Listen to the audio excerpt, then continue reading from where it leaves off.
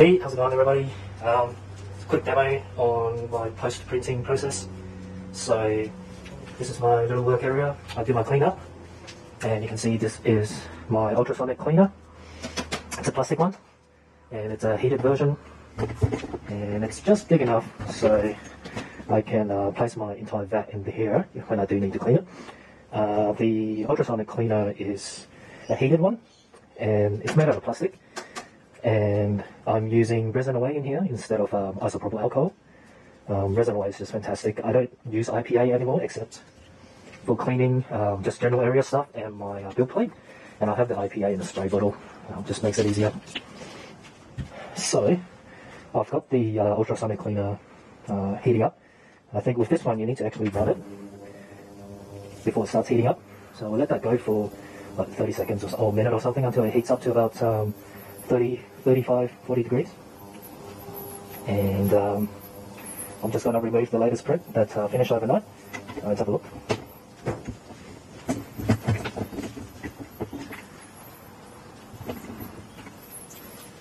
So as you can see, I'm kitted up already. Got my nitrile gloves on, got my mask on, got my hat, got my glasses, got an old t-shirt, ready to go.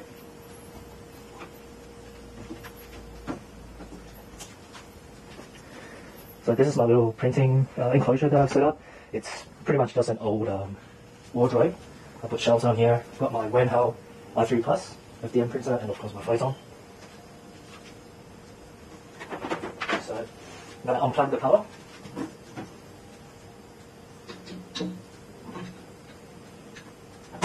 Take the printer. Have a quick look. Looks alright.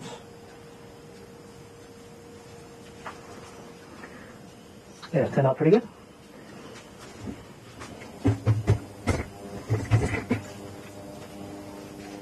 Got my paper towel set up here. Turn that off for now.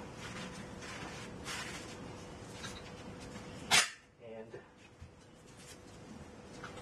I'm using a paint scraper, metal paint scraper. It's nice and thin, nice and wide as well, so it just makes scraping off the part a bit easier. Now, I'm going to go straight into the ultrasonic cleaner. So hopefully, there we go.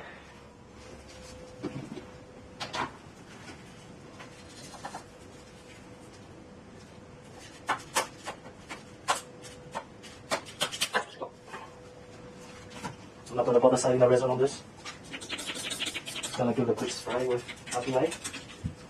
And just a quick wipe. I will do another proper cleanup of this afterwards, but just quickly wiping off the resin.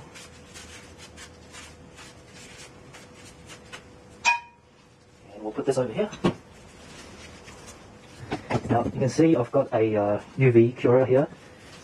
It's the standard nail curing station thing, and I put my waste, like this stuff, in here, and I'll give it a cure before I put it in the rubbish bin. That just cures the resin that's on the wet paper towel, and then it's actually safe to place in your rubbish bin.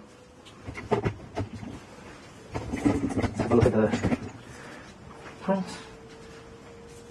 The old toothbrush here. I'll just reset this.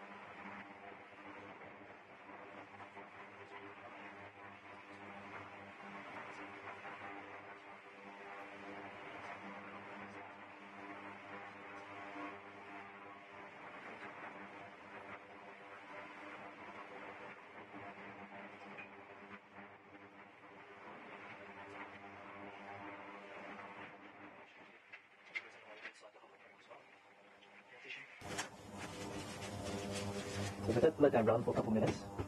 So it's always handy to have all your stuff set up on the wall like this. Got my gloves up the top and my tissue, my paper towels rubbish bag and all my cleaning crap on the little shelf there. So I'll get this quick wipe. So yeah, I mean, now that I've started using Resin away with the ultrasonic cleaner, the whole cleaning up process is just so much easier.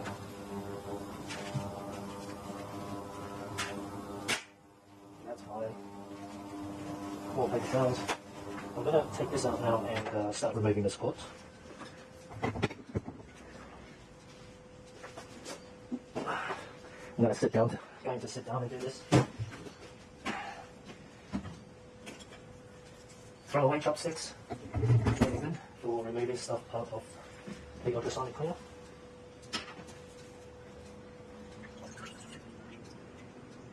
Just make sure you drain all the resin away out. This stuff is actually quite slippery. So with that tripod in the way, it's a little bit tight. Smooth. I've just got flush cutters here as well, small ones. Don't get the huge ones, just small ones like these work really good.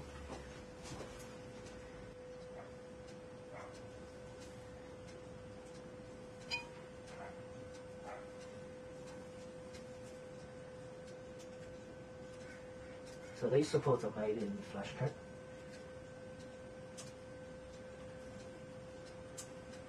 And the prep was done with Monocure Rapid grey with purple tint to it. I mixed up a whole batch of this with a little bit of the flexi additive in there.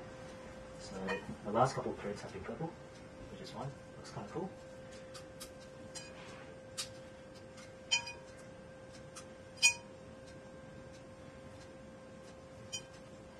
So hopefully you can see camera. I'm not got the camera angle what I'm doing.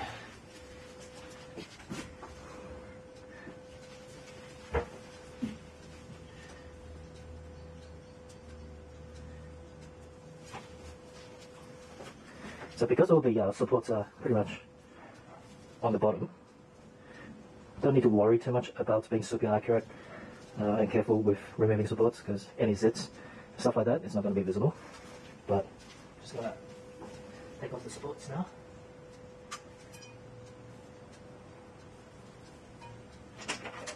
Little X-Acto knife comes handy as well.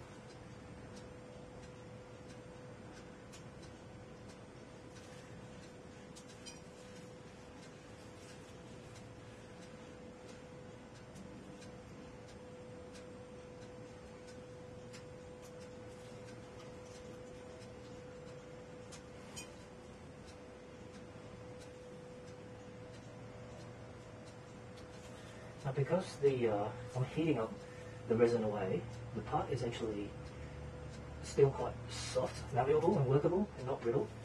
So if you're using cold water, isopropyl alcohol, which was what I used to use, you'll find the part gets very hard and very brittle straight away once it gets in contact with IPA. You really want to try and avoid that, because it's going to cause warping of the print as it cools out too quickly, and also causes the supports to pull away too much material when you remove it and leave sharp dents.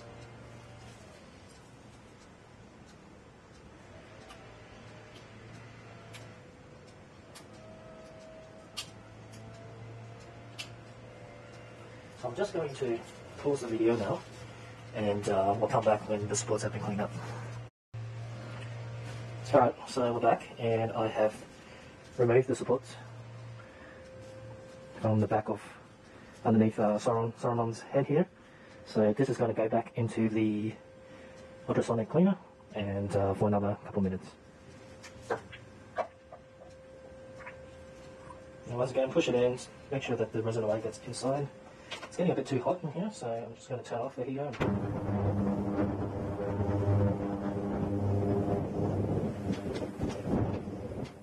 Let that go for another 2 minutes or so. Nothing too terribly excited. So while that's going, I'm just going to give this another clean and a quick sand. with, I think this is 600 or 800 grit sandpaper. As you can see, I've already sanded my build plate. It's not perfect, but I haven't had a foul print since I've sanded the build plate. Foul print as in stuff not sticking to the print bed. So I'll just gave it a quick spray with my PA. Just a light sanding.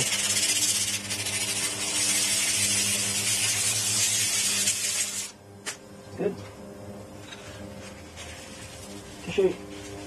That's good. Good sign. It's taking off.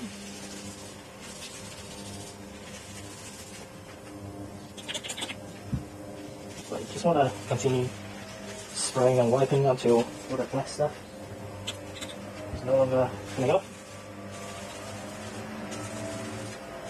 Too bad. Another quick clean. And we're good to go. That's finished as well. So the next step in the cleanup process is take this out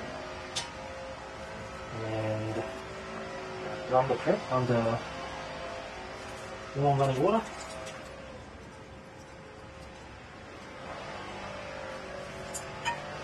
So I'm just gonna run this rinse this under warm running water, and we'll come right back.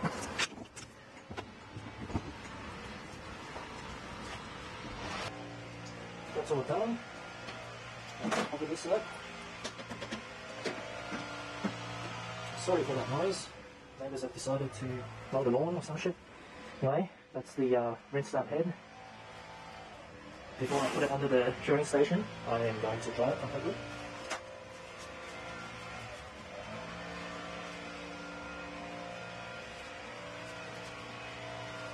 So because this print is hollow, here we go.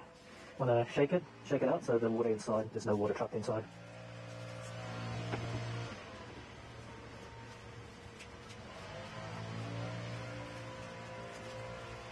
Try and dry as much as you can with the paper towel. He's looking very good. And hair dryer.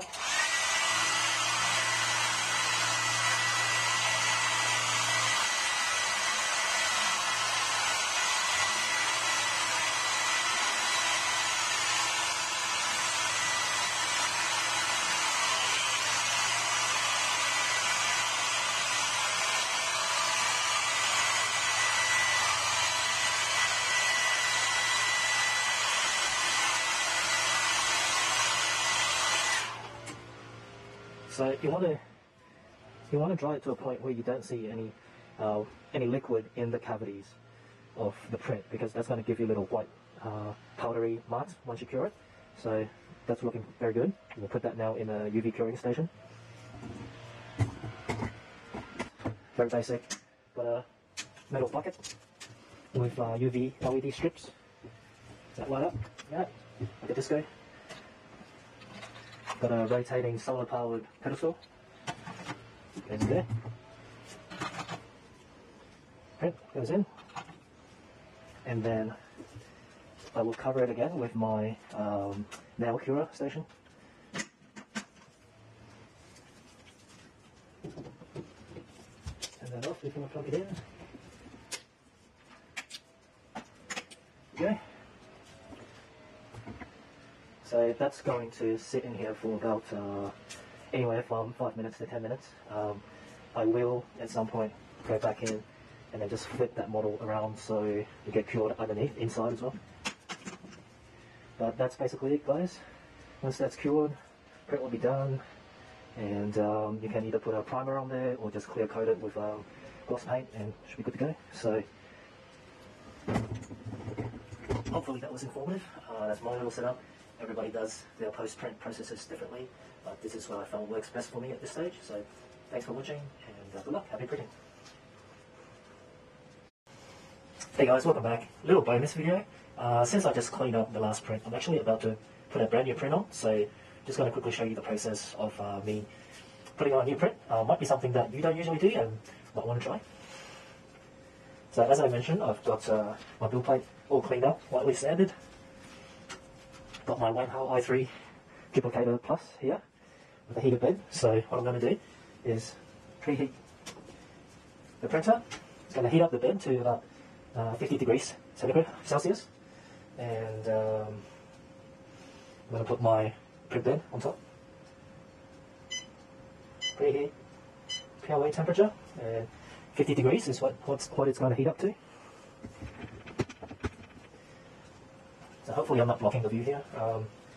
We'll let that get up to temperature. I've disconnected the extruder temperature cable, heating cable. So yeah, the nozzle isn't heating up or anything like that. It's just the bed. I'm going to remove the back.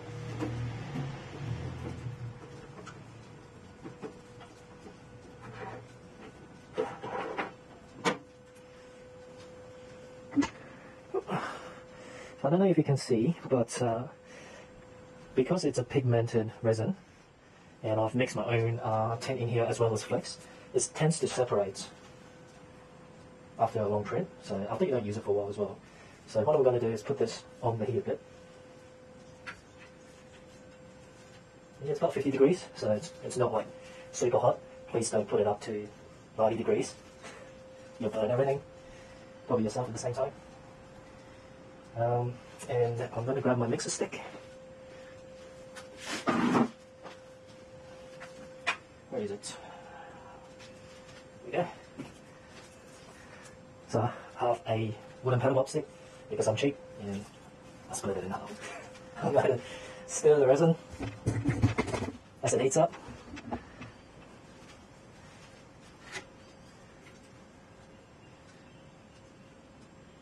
Very gently, not putting too much pressure on the plastic fab sheet. You don't want to scratch it.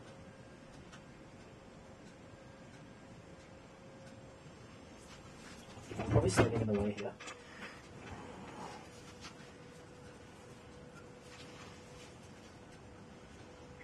Need a head-mounted GoPro or something for this. Hopefully you can see what I'm doing. So, how long you put this on the heated bed for depends on what your ambient temperature is. In my garage it's about, I'd say, 20 degrees at the moment. So we want to get the resin into a more viscous state. When it's cold it tends to be more, less viscous state. When it's warm, when it's cold, resin tends to be more viscous. And when it's warmer, it tends to be more fluid-like. I think. Yeah, I'm right. Right, so that's been on there for a few minutes. So it's not too hot, and you can see it's much more runny. I'm going to put the vat in, screw it down. I've still got a print bed on the heated bed. And yeah, it's not hot at all. It's probably about, I'd say about 35, 30 degrees. The idea is just to warm it up so it's not completely cold. Yeah, you don't want it to be hot. It's not printing with FDM. Because, you know, metal will cool down quite quickly. So this, along with the standard build plate, pretty much gives me perfect first layers all the time. I haven't had any supports or rafts peel off the bed at all since I've been doing all these slips. So plugging the cable back in, the USB. That's it. We will set the printer off to print. And good to go. Thanks for watching.